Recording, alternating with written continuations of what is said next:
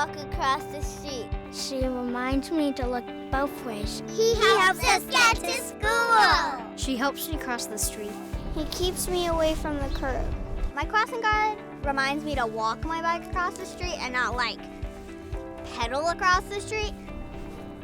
She helps keep me safe.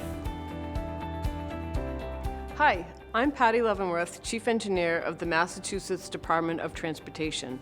As you can hear from the children we interviewed, crossing guards are very important members of the school community. We are very grateful to crossing guards across the Commonwealth of Massachusetts who work diligently to keep our children safe on their way to school. This video illustrates some of the critical responsibilities and concerns for school crossing guards. It can be a challenging job and is tougher than most people realize. You might be faced with inclement weather, unpredictable conditions, and unpredictable pedestrians. We want to provide you with regulations and tactics to prepare you for this vital position. Thank you again for taking on this essential role in your community. Your work reinforcing good crossing procedures helps children develop habits and skills that will allow them to be active and safe pedestrians throughout their lives. Children count on you every day, and you are being entrusted to keep them safe on their way to school.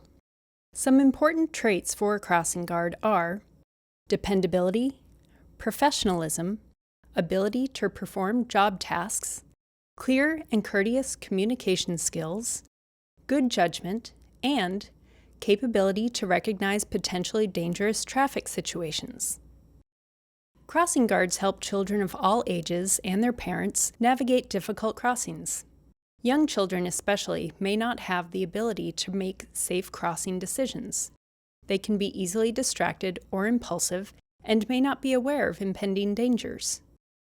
There are many unsafe driving behaviors that crossing guards must be aware of and prepared for.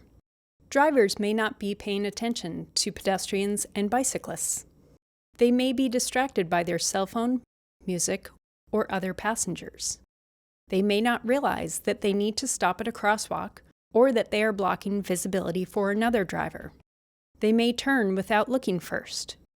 It is important to understand how traffic is controlled and to feel comfortable about making decisions, as each crossing location is unique. There are some important federal standards, laws, and regulations you should know.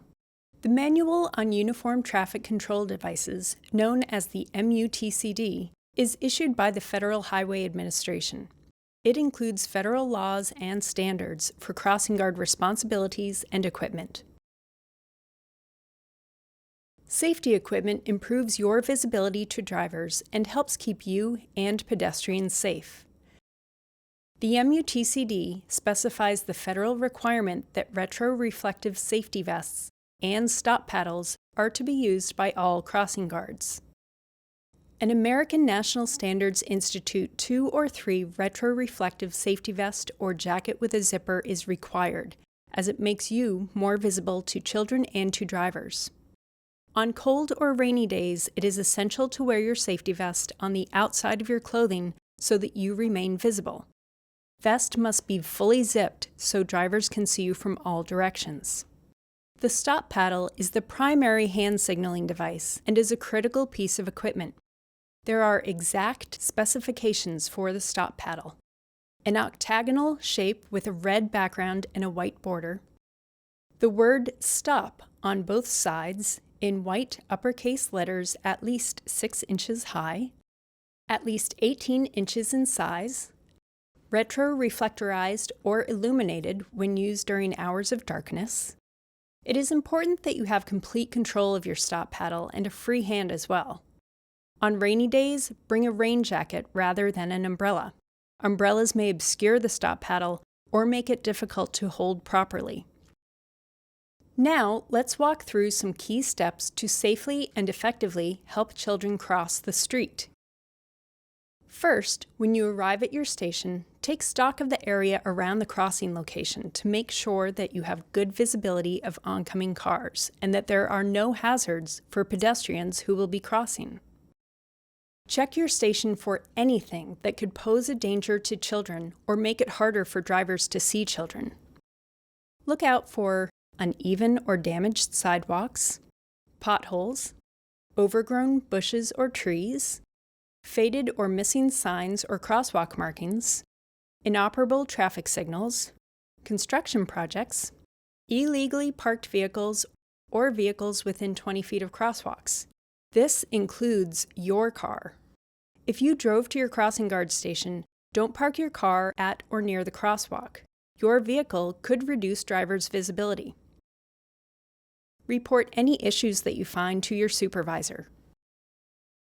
Always stay focused on safety and reduce distractions while maintaining a professional attitude. While on duty, you should not smoke, use a cell phone, read, sit, engage in conversation with parents or students, or eat or drink, not even a morning cup of coffee. And be professional. If a driver repeatedly demonstrates aggressive or illegal behavior, continue to behave professionally towards them. Make notes on the vehicle and report it to your supervisor or law enforcement. Although each crossing guard station is unique, there are some common steps to follow at any location.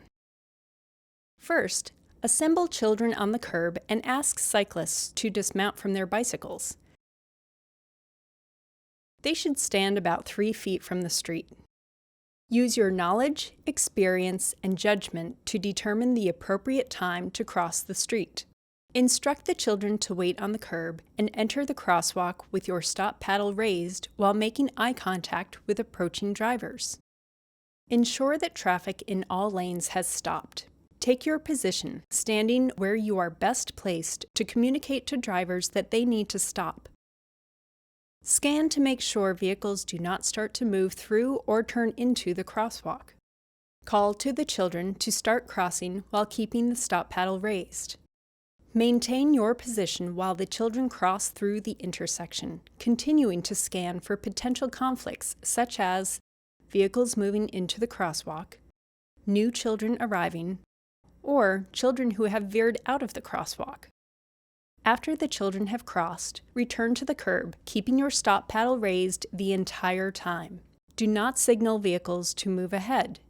When you have returned to the corner and lowered your stop paddle, vehicles will move ahead because you are no longer controlling traffic. Every crossing guard station will vary. Procedures will differ based on the number of lanes, the position of the crossing, the presence of traffic signals, and other conditions. No matter the intersection type, crossing guards must always use caution. The Massachusetts Registry of Motor Vehicles states that drivers must always yield to pedestrians in the roadway. Drivers of vehicles must follow rules at all intersections. Remember, pedestrians and crossing guards must also observe traffic signals. Crossing guards have to be familiar with many types of intersections. An intersection can be either controlled or uncontrolled.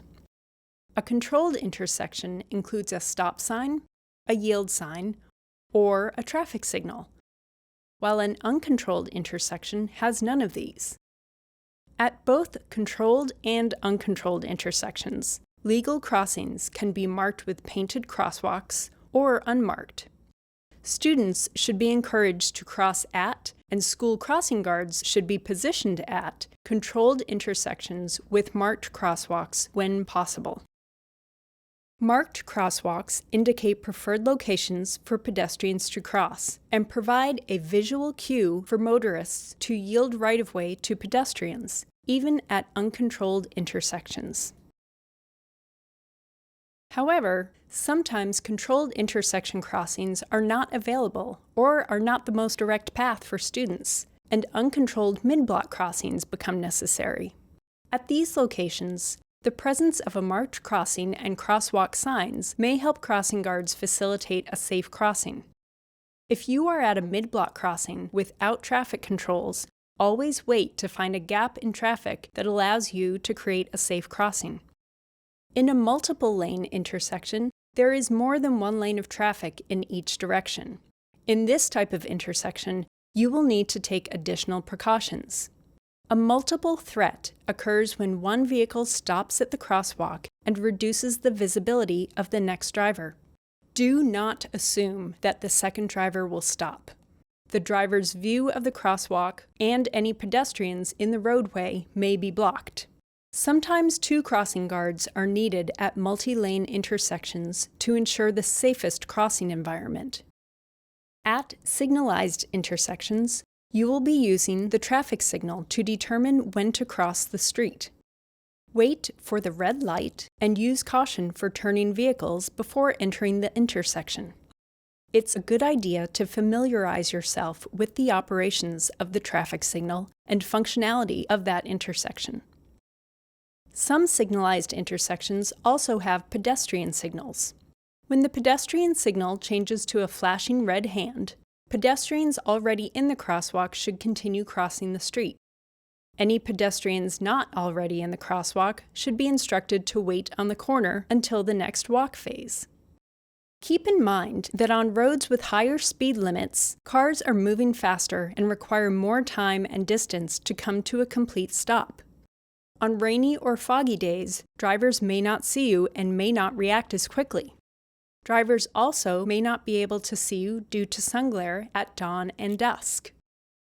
According to the MUTCD, crossing guards are not to direct traffic, but rather to control traffic by standing in the roadway, indicating that pedestrians are about to cross. What is the difference between directing and controlling traffic? Directing traffic can be in the place of existing traffic signals. For example, a police officer might direct traffic around a crash. Controlling traffic is a way to help enforce existing traffic laws. For example, vehicles should yield and stop at a crosswalk when a child is present. You are helping to enforce this law. What if there is an emergency or a crash? All emergency procedures should be established with your supervisor. If an emergency does occur, such as a pedestrian being hit by a vehicle, call 911 and try not to move the injured person. Thank you for taking the time to review the responsibilities and procedures for crossing guards in the Commonwealth of Massachusetts. As a crossing guard, there will be days when the weather is especially hot, cold, or wet. You will be faced with drivers that are in a rush to get to their destinations. There will be days when your job is difficult, but there will also be days filled with children and parents who are grateful for your service and understand how valuable you are to their community and to their child's safety. Thank you for taking on this vitally important role. Thank you for keeping our children safe.